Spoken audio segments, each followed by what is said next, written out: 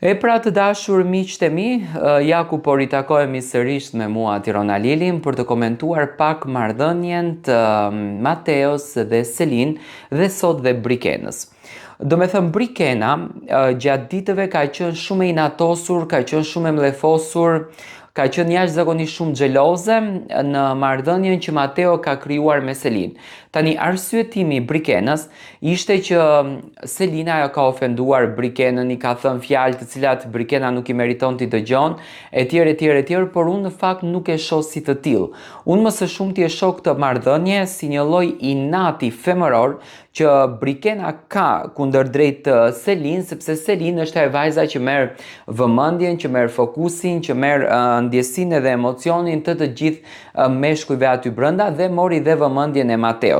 Unë e pash Brikenën si xheloze feministe, jo si xheloze në marrëdhënie. Se Brikena e di shumë bukur se Mateo aty nuk mund të kryej marrëdhënie me Selin. Fundja fundit janë në një shtëpi dhe nëse e ka prekur përdore s'ka bërë gjë. Se Anasilta dhe Brikena është qeshur me Rogertin, është argëtuar. Për shembull, sot e pash një moment teksa Rogerti fliste, Brikena qesheshte te tavolina e mëngjesit dhe pash i pëlqente momenti.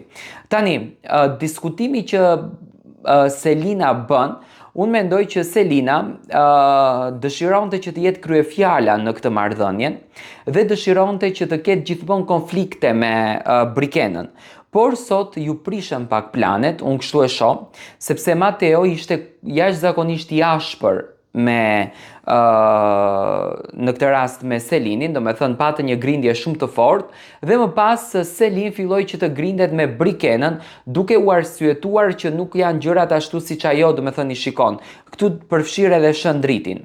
Unë mendoj që Selin ka një lloj kimie shoqërore me Mateon dhe Selina nuk është se dëshiron ta ketë Mateon afër, por dëshiron që ta menaxhoj ajo Mateon në kuptimin e liderit të grupit, sepse mos harrojmë, jemi në Big Brother dhe luftohet për një lider, ndërsa Brikena ka rënë në atë shkallën e saj më poshtë sepse është xheloze si feministe, do me thënë pse ta ketë Selina vëmendjen, pse Mateo të shkon pas Selinës, duhet të vije pas meje, duhet të vije pas teka vetëm ja, dhe mendoj që këto gjërat kanë sjellur debatet dhe diskutime deri në këtë fazë në shtëpi.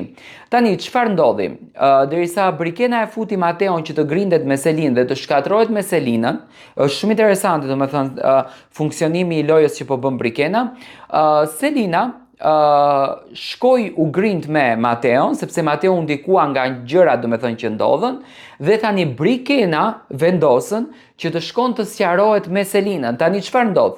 Mateo mbeti i hidhëruar me Selinën, ndërsa Brikena filloi që të sqarohet, që do me thënë ne dy goca nuk kemi asnjë gjë në këtë mes. Dhe nxori situatën tek shëndriti dhe përzgjedhja që bëri për malin. Unë mendoj që Brikena do ta ketë luftën gjithmonë të hapur me Selinën, ajo i trëmbet Selinës dhe është duke u munduar në të gjitha favoret që Mateon ta fton krejtësisht nga marrëdhënia me Selinën dhe këtë marrëdhënien e saj që ka ndërtuar ta mbaj afër vetes së saj. Si e komentoni ju këtë situatë?